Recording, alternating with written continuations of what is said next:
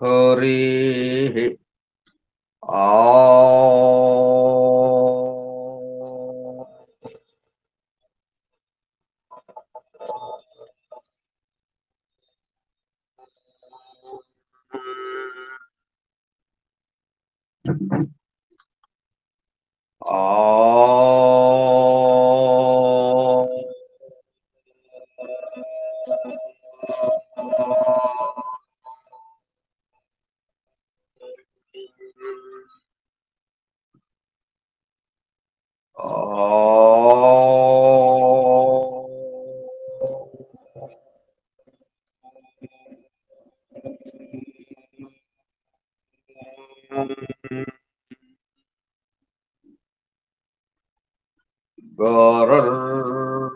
బ్రహ్మా విష్ణు గురుర్దేవో మహేశ్వరః గురుః సాక్షాత్ పరం బ్రహ్మ తస్మై శ్రీ గురవే నమః. ఓం సహనావతు సహనౌ భునక్తు సహ వీర్యం కరవావహై తేజస్వినావధీతమస్తు మా విద్విషావహై. ఓం శాంతి శాంతి శాంతి.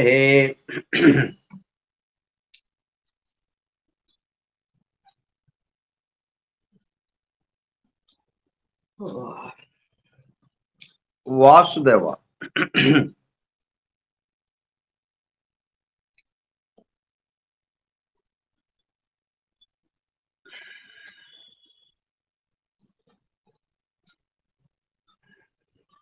పదమూడు 10/2025 సోమవారము రాత్రి 9 గంటల సమయం.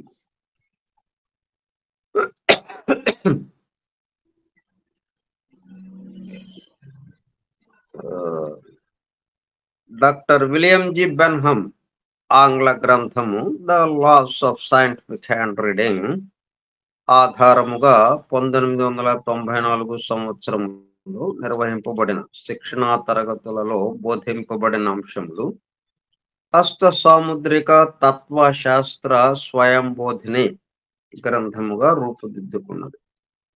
ప్రస్తుతము ఆ గ్రంథము ఆధారముగా నిర్వహింపబడుచున్న గ్రంథ పఠనము, అధ్యయనము, అవగాహన, ఆత్మదర్శనము కార్యక్రమమునకు స్వాగతం.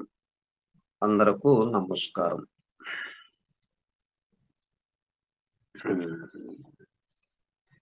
మనం వేలి ముద్రల రకాలు తెలుసుకున్నాము నిన్న. అది ఒకసారి బొమ్మలు చూపిస్తారండి శ్రీనివాసమూర్తి గారు. సార్ అది మీరు దీంట్లో ఉందా సార్? గ్రూప్ లో ఉందా? టెలిగ్రామ్ లో పంపించాను. టెలిగ్రామ్ లో ఉన్నాయి. అలాగే sir. Finger prints pattern.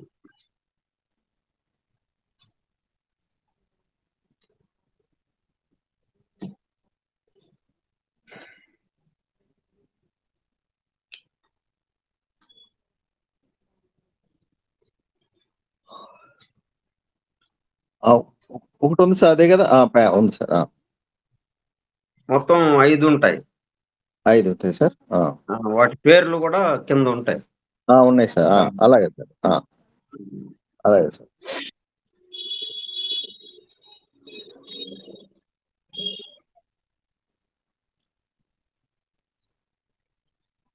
First దానికి పేరు ఉండదు సార్.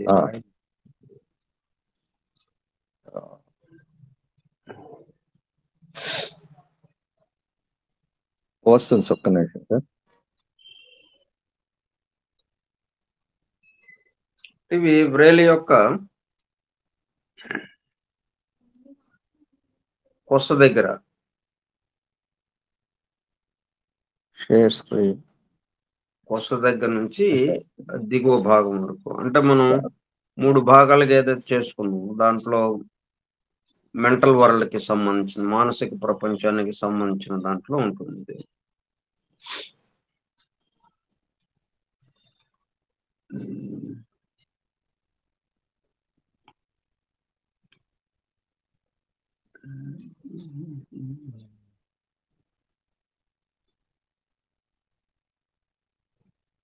ఇవే అండి.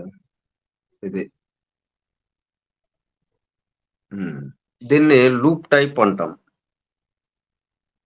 బొమ్మలో చూపిన విధముగా సన్నటి గీతలు వ్రేలు మధ్య భాగమున మొదలై ఒక ప్రక్కకు వాలినట్లుగా ఉంటాయి.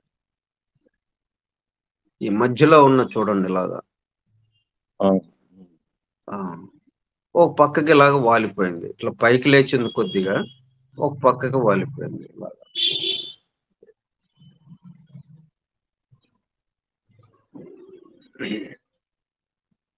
దెన్ లూప్ టైప్ అంటాం. తర్వాత రెండోది టెంటెడ్ ఆర్చ్ టైప్. ఇది అంటే ఉవ్వెత్తున ఎగిసిపడే కెరటం లాగా అట్లా ఉంటుంది. తర్వాత మూడోది ఆర్చ్డ్ టైప్.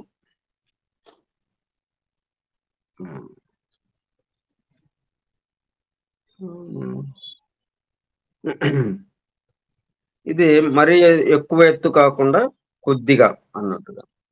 తర్వాత నాలుగోది ఓరల్ టైప్. ఇట్లా ఒక చోట ప్రారంభమై ఇట్లా గుండ్రంగా గీతలు వచ్చేస్తాయి. అది ఓరల్ టైప్. దీని మీద సైంటిస్టులు పరిశోధన చేసి హై బీపీ, గుండె జబ్బులు, జీర్ణ సంబంధమైన వ్యాధులు ఉన్న వాళ్ళకి ఎక్కువ భాగం ఈ ఓరల్ టైప్ వాళ్ళకి ఇటువంటి వ్యాధులు వస్తున్నాయని చెప్పి తీర్మానించారు.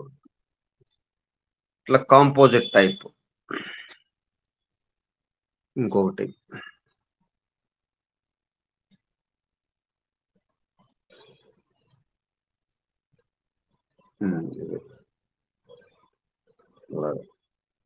ముడి వలె ఉంటుందన్నమాట. ఇట్లా మనకి ఈ 5 రకాలైనవి ప్రధానంగా.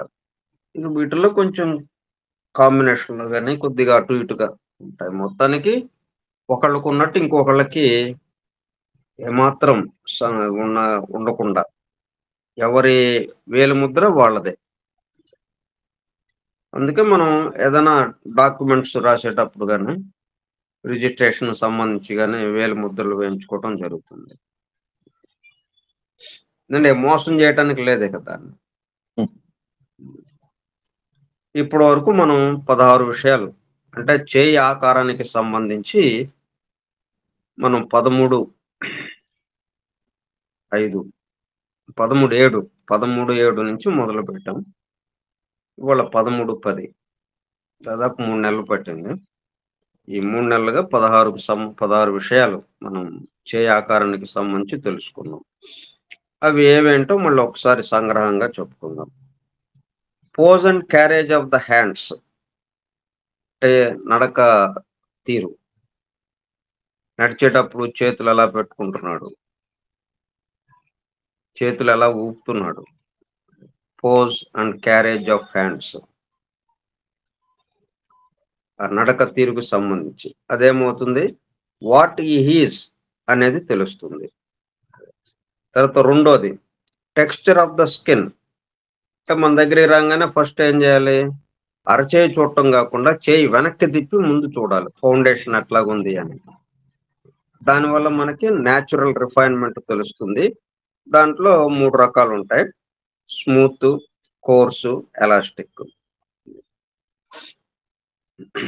తర్వాత మూడోది కన్సిస్టెన్సీ ఆఫ్ ద హ్యాండ్.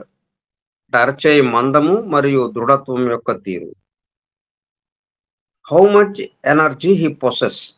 దీని ద్వారా మనకేం తెలుస్తుందంటే ఎంత శక్తిగా ఉందో ఇతనికి. అవి 4 రకాలుగా ఉన్నాయి, ఫ్లాబీ హ్యాండ్, సాఫ్ట్, ఎలాస్టిసిటీ, హార్డ్. అలాగే నాలుగోది ఫ్లెక్సిబిలిటీ ఆఫ్ ద హ్యాండ్. క్రొత్త విషయాలు, క్రొత్త వాతావరణం నాకు అడ్జస్ట్ అవ్వడం ఎలా ఉంటుందో తెలుస్తుంది. అంటే చేయి మెతకదనము మరియు వంగే తీరు అన్నమాట. దాంట్లో మళ్ళీ 4 రకాలు. Stiff hand, straight hand, flexible, extreme flexible. తర్వాత 5వది కలర్ ఆఫ్ ది హ్యాండ్,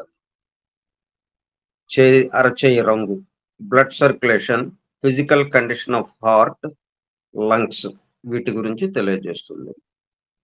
వాటిల్లో ఉన్న రకాలు రంగులు white, pink, yellow, red, blue, మొత్తం 5 రంగులుగా ఉంటాయి.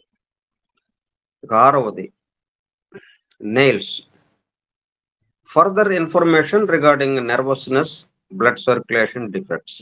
ఈ నెయిల్స్ కూడా ఆరోగ్యాన్ని గురించి తెలియజేస్తుంది. రంగు అలాగే గోళ్ళు ముఖ్యంగా ఇవి మనకి ఆరోగ్య అనారోగ్యాల గురించి తెలియజేస్తుంది.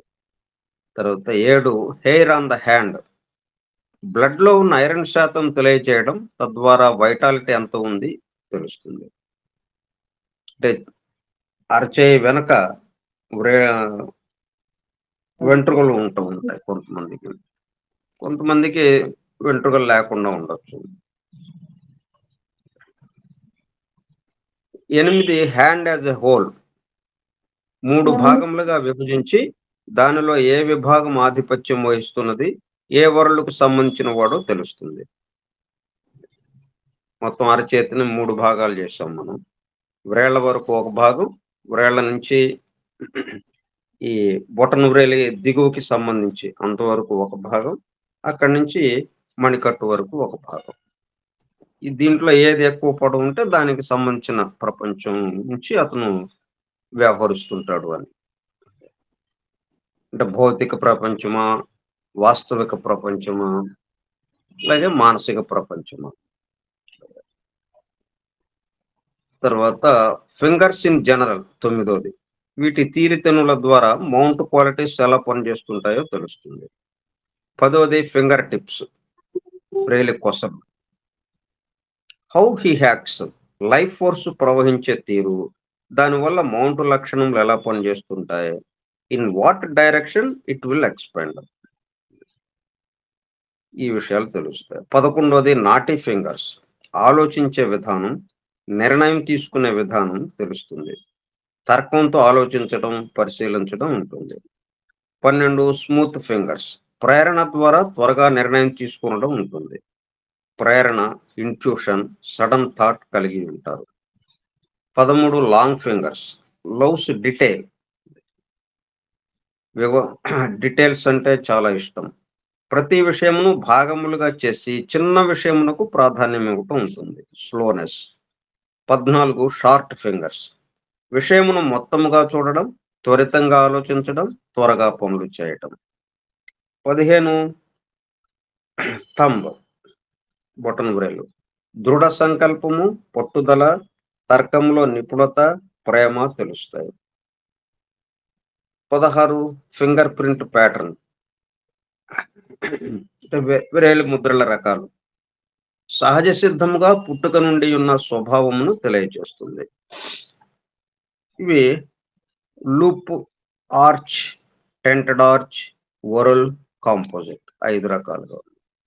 ఇది 3 అధ్యాయములతో అలరారే హస్త సాముద్రిక తత్వశాస్త్రంలోని ప్రథమ అధ్యాయము సంపూర్ణము. 3 భాగాలు ప్రధానంగా చేసుకున్నాం కదా, అది 3 అధ్యాయాలుగా చెప్పుకుంటున్నాం. అరచేయ ఆకారం, తర్వాత శిఖర స్థానాలు, గ్రహ శిఖర స్థానాలు, 3వది అరచేతిలోని రేఖలు. ఇట్లా 3 భాగాల్లో ఒక భాగాన్ని ఇప్పుడు మనం పూర్తి చేసుకున్నాం, సంపూర్ణమైనది. ఇక ద్వితీయ అధ్యాయంలోకి వెళదాం. ఈరోజు అరచేతిలో గల గ్రహ శిఖర స్థానములు.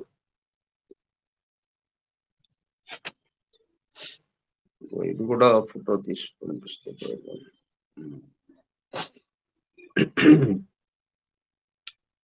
గురుగ్రహ శిఖర స్థానం అంటే చూపుడు వేలికి సంబంధించి, అంటే మొత్తం 7 గ్రహాలకి సంబంధించిన స్థానాలు దీంట్లో ఉన్నాయి. అట్లాగే రాసులకు సంబంధించింది కూడా దీంట్లో ఉంది. అట్లాగే పంచభూతాలకి సంబంధించింది కూడా ఈ వ్రేళ్లు తెలియజేస్తుంటాయి. అందుకే వాటి ఆధారంగానే ముద్రలు వచ్చినాయి మనకి.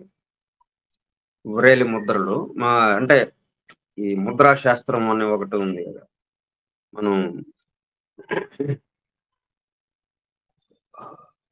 మెడిటేట్ చేసేటప్పుడు, ధ్యానం చేసేటప్పుడు బొటన వేలు, చూపుడు వేలు కలిపి అలాగా ఉంచటం. అట్లాగే బొటన వేలు మధ్య వేలుతో, లేకపోతే బొటన వేలు ఉంగరపు వేలుతో ఇట్లా. ఇవన్నీ పంచభూతాలకి సంబంధించి. బొటన వేలు అగ్ని స్థానాన్ని తెలియజేస్తుంది. మిగతావి 4 ఆ 4టిని తెలియజేస్తూ ఉంటుంది. అలాగే 12 రాసుల్ని స్థానాలు ఇక్కడ ఉంటాయి అరచేతిలోనే. అలాగే గ్రహాలు 7 గ్రహాలు అరచేతిలో ఉన్నాయి. 7 గ్రహాల్లో 4 గ్రహాలు ఈ 4 వ్రేళ్లకి దిగువన ఉంటుంది.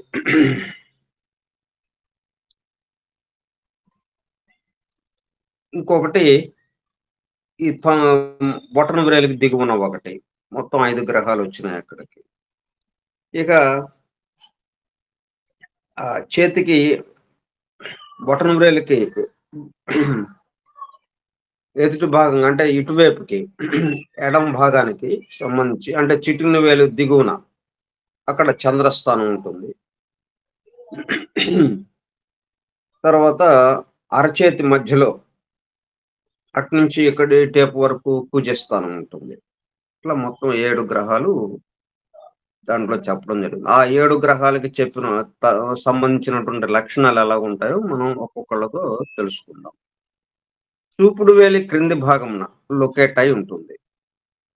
ఇది గురు గ్రహ శిఖర స్థానం, the mount of Jupiter. Mount పై star, triangle, circle, square, single vertical line, trident, ఇట్లా త్రిశూలం అనమాట. గుర్తులు ఉంటే మౌంట్ క్వాలిటీస్ యొక్క శక్తిని పెంచుతాయి. మనం అట్లాగా జ్యోతిషంలో దృష్టులు అని చెప్పుకున్నాం కదా. కోణ దృష్టి, సంసప్తకం, ఇట్లా ఒక 5 రకాలు అక్కడ చెప్పుకున్నాం మనం. అట్లాగే ఇక్కడ రకరకాలైనవి. నక్షత్రం గుర్తులాగా ఉండొచ్చు, ట్రయాంగిల్ గుర్తు ఉండొచ్చు, 0 లాగా ఉండొచ్చు, లేకపోతే స్క్వేర్ లాగా ఉండొచ్చు, లేకపోతే నిలువు గీత ఏదైనా ఉండొచ్చు. అలాగే మనకి త్రిశూలం గుర్తు ఉండొచ్చు. ఇటువంటి ఆ మౌంట్ మీద ఉంటే వాటి యొక్క శక్తిని పెంచుతాయి. గ్రిల్స్ అంటే మన స్లాష్ అని అంటామే మన ఫోన్లో, ఆ స్లాష్ గుర్తున్న 2 కొంచెం వంగినటువంటి 2 నిలువు గీతలు, మధ్యలో మళ్ళీ దానికి అడ్డ గీతలు 2. క్రాస్ బార్స్ కొంచెం వంపుగా ఉన్నటువంటి 3 నిలువు గీతలు. క్రాస్ ఇంటూ గుర్తు, ఐలాండ్, డాట్, చుక్కలు. ఇటువంటి గుర్తులు ఏదన్నా ఉంటే ఆ మౌంట్ మీద వాటి యొక్క క్వాలిటీస్ ని బలహీనత తెలియజేస్తుంది. బలహీనతని, వాటి యొక్క క్వాలిటీస్ తగ్గిపోతాయి అన్నమాట. పైన చెప్పుకున్న గుర్తులు ఉంటే పెంచుతుంది, శక్తిని పెంచుతాయి అవి. ఇవేమో శక్తిని తగ్గిస్తాయి. క్వాలిటీస్ బాగానే ఉండొచ్చు, కానీ బయటికి వ్యక్తం అవడంలో అంత శక్తివంతంగా ఉండవు అవి. ఇక పేరుకున్న ఉంటాయి అంతే, ఉన్నాయంటే ఉన్నాయే కానీ దాని ద్వారా అతను పనిచేయటం అనేది తక్కువగా ఉంటుంది ఈ గుర్తులు ఉంటే మనకి. డిఫెక్ట్స్ ఆరోగ్యం గురించా లేక క్యారెక్టర్ గురించా అనేది తెలియజేస్తుంది. వీటితో పాటు మెయిన్ లైన్స్, ఛాన్స్ లైన్స్, అరచేయి రంగు మొదలైనవి కూడా పరిశీలిస్తే దేనిలో డిఫెక్ట్ అనేది తెలుస్తుంది. ఇట్లా మనం 3 భాగాలు చేసుకున్నాం కదా. 3 భాగాల్ని ఒకదానితో ఒకటి మనం జత చేసి చూస్తే ఓవరాల్ గా ఏంటి ఇతని యొక్క బలహీనతలు ఏమిటి, ఇది సరిచేసే విధానం ఏంటి, అవన్నీ మనకు తెలుస్తాయి. పైన తెలిపిన గుర్తుల గురించి తరువాత వివరంగా తెలుసుకుందాం. అంటే స్టారు, ట్రిడెంట్, సర్కిల్, స్క్వేర్ అలా ఉన్నాయి కదా! అవి మనం తర్వాత తెలుసుకుందాం. పైన తెలిపిన గుర్తుల గురించి తరువాత వివరంగా తెలుసుకుందాం. ప్రస్తుతం వాటి ఆకారం, పేరు, గుడ్ సైన్ లేక బ్యాడ్ సైన్ అనే విషయాల వరకు తెలుసుకోండి. మౌంట్ పై వెర్టికల్ లైన్స్ ఒకటి మించి ఉంటే క్వాలిటీస్ తీవ్రత తగ్గుతుంది. అంటే నిలువు గీతలు ఉంటుంటాయి ఒక్కొక్కళ్ళ చేతిలో. అది ఒకటి ఉంటే బాగుంటుంది. 2, 3 అలాగ ఉండేటప్పుడు కల్లా వాటి యొక్క శక్తి తగ్గిపోతుంది అప్పుడు. అంటే ఇది పంచుకోవటం అన్నట్టుగా అవుతుంది. ఇప్పుడు శక్తి ప్రసారం అవుతోంది. పైనుంచి వస్తున్న శక్తి. ఆ వచ్చిన శక్తిని వ్రేలి కొసల ద్వారా ఈ మౌంట్ మీదకొచ్చి అక్కడి నుంచి అరచేతిలోకి రావటం జరుగుతుంది కాబట్టి, ఇక్కడ ఒక నిలువు గీత ఉంటే దాంట్లో నుంచి బాగానే వస్తుంది. అప్పుడు అంటే దాన్ని చక్కగా ఒడిసి పట్టుకున్నట్టుగా వరదలాగా ప్రవహిస్తున్న దాన్ని ఒక క్రమ పద్ధతిలో పట్టుకున్నట్టుగా అవుతుంది. ఒక లైన్ ఉంటే. 2 లైన్‌లుంటే అదే దాన్ని ఇదొకటి పట్టుకుంటుంది, అదొకటి పట్టుకుంటుంది. అప్పుడు విడిపోయినట్టుగా అయిపోతుంది. పలచబడినట్టుగా అయిపోతుంది. అట్లా 3 గీతలుంటే 3గా భాగించినట్టు అయిపోతుంది. దానివల్ల ఏమవుతుందంటే ఆ క్వాలిటీస్ తగ్గుతాయి. ఆ క్వాలిటీస్ యొక్క బలం తగ్గుతుంది. ఏ లక్షణములు ఉన్నప్పుడు వారి జీవిత విధానం ఎలా ఉంటే జూపిటర్ మౌంట్ ప్రిడామినెంట్‌గా ఉండి జూపిటేరియన్‌గా పిలువబడతాడో తెలుసుకుందాం. ఇంకా ఇప్పటి నుంచి మనం పామిస్ట్రీలోకొచ్చినప్పుడు ఈ గ్రహ శిఖర స్థానం చూసుకొని ఆ గ్రహ శిఖర స్థానాల్లో ఏది బాగా ప్రిడామినెంట్‌గా ఉందో, ఏది ప్రాముఖ్యంగా ఉందో చూసి ఇక అతని పేరు అదిగా పెట్టుకోవాలి మనం. ఫలానా వ్యక్తి ఈయన, ఫలానా జూపిటేరియన్.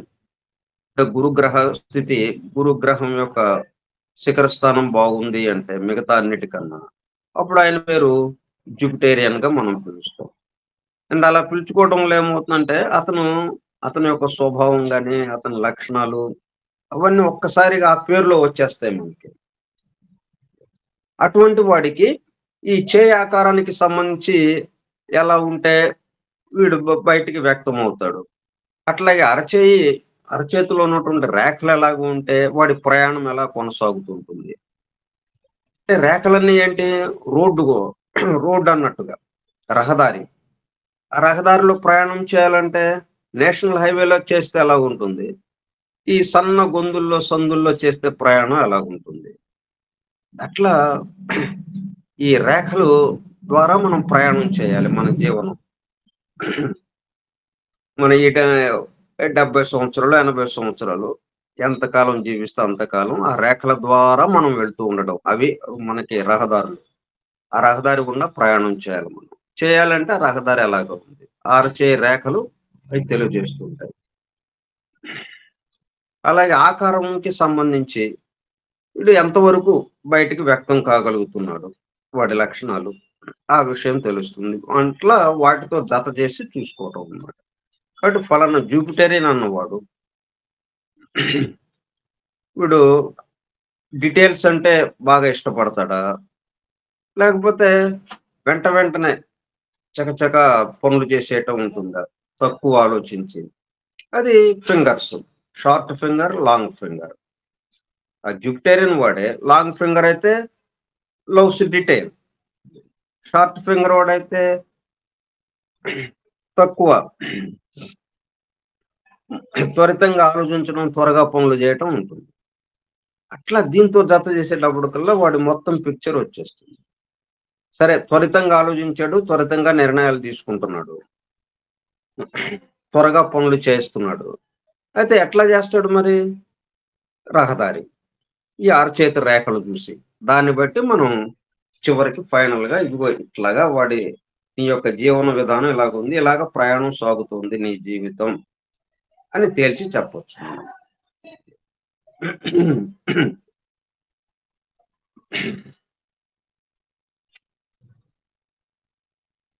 ఇక నుండి అతని పేరు సుబ్బారావు, రామారావు, వెంకటేశ్వరరావు ఇలా కాక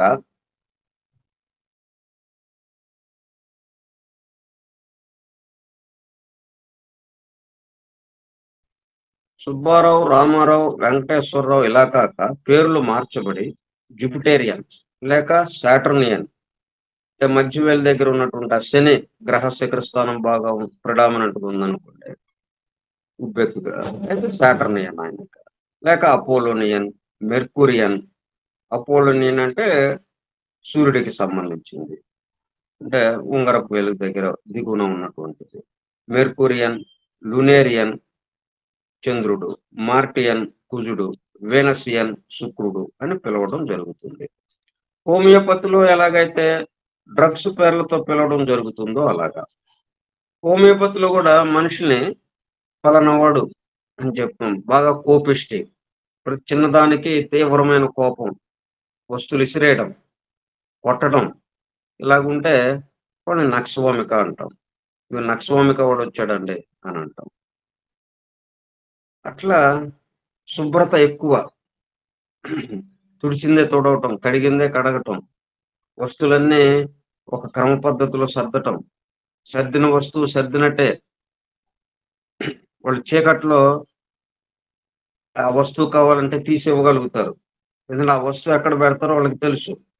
ఆ స్థానం మారదు, ఇక ఆ వస్తువు వాడుకోవటం మళ్ళీ అదే స్థానంలో పెట్టడం ఆ వస్తువు. అంత శుభ్రతకి వీటికి ప్రాధాన్యత ఇచ్చే వాళ్ళని ఆర్సాల్బ్ అని పిలుస్తుంటాం. దానికి వ్యతిరేకం ఇంకా పూర్తి అశుభ్రత. స్నానం 2 రోజులకు ఒకసారి అన్నట్టుగా ఉంటుంది. గడ్డం గీసుకోవడం ఉండదు, ఎక్కడ వస్తువులు అక్కడ పడి ఉంటాయి.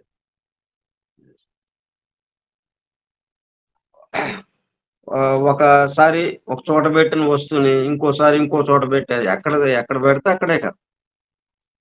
ఇట్లా వాడి గదిలోకి వెళ్ళామంటే చిందరవందరగా పడి ఉంటాయి అన్ని. ఆర్సాల్బు ఉన్న గదిలోకి వెళితే నీట్ గా సర్ది ఉంటాయి, కళాత్మకంగా చక్కగా సర్ది ఉంటాయి. ఎక్కడ వస్తువులు అక్కడ ఒద్దికతో ఒబ్బిడిగా సర్ది ఉంటాయి. వీడి గదిలోకి వెళ్ళామంటే సల్ఫర్ గదిలోకి ఇంకంతే. దుప్పటి ఎక్కడ ఉంటుందో తెలియదు, దిండి ఎక్కడ ఉంటుందో తెలియదు, ఇలా బట్టలు ఎక్కడ ఉంటాయో తెలియదు అన్నట్టుగా ఆ మూల ఒకటి ఈ మూల ఒకటి ఇసిరేసినట్టుగా చిందరవందరగా పడి ఉంటాయి వస్తువులన్నీ. తాగిన గ్లాసు, ఆ కాఫీ తాగితే గ్లాస్ అక్కడే ఉంటుంది, అది ఎండిపోయి ఉంటుంది. అలాగే ఉంటాయి, వాడిని సల్ఫర్ అని పిలుస్తాం. అలాగే లైకోపోడియం, ఆర్జెంటం నైట్రికం. ఈ ప్రతిదానికి కంగారు ఆందోళన పడుతుంటాడు. ఏదైనా పని మొదలెట్టాలంటే వయాలెట్రిన్, అంటే మల విసర్జనకో లేకపోతే మూత్ర విసర్జనకో వెళ్ళాలి, అప్పుడు కానీ పని మొదలు పెట్టడం. ఆర్జెంటం నైట్రికం అని పిలుస్తుంటాం కదా, ఆ విధంగా అన్నమాట. ఇక్కడ వీళ్ళని జూపిటేరియన్, సాటర్నియన్, అపోలోనియన్, మెర్కురియన్, లునేరియన్, మార్టియన్, వీనసియన్ అని ఇక్కడ పిలుస్తాం. ఇప్పుడు వాళ్ళ యొక్క వివరాలు తెలుసుకుందాం. మౌంట్ ఉబ్బెత్తుగా ఉండి,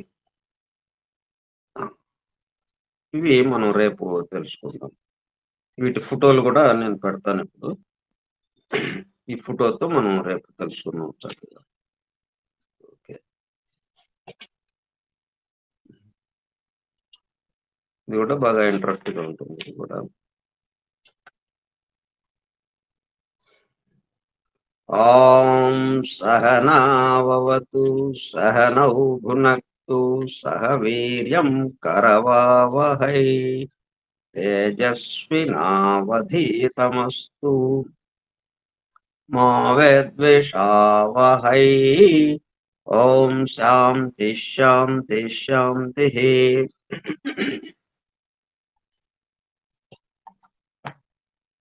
స్వస్తి ప్రజాభ్యః పరిపాలయంతాం న్యాయేన మార్గేణ మహీం మహిషాః.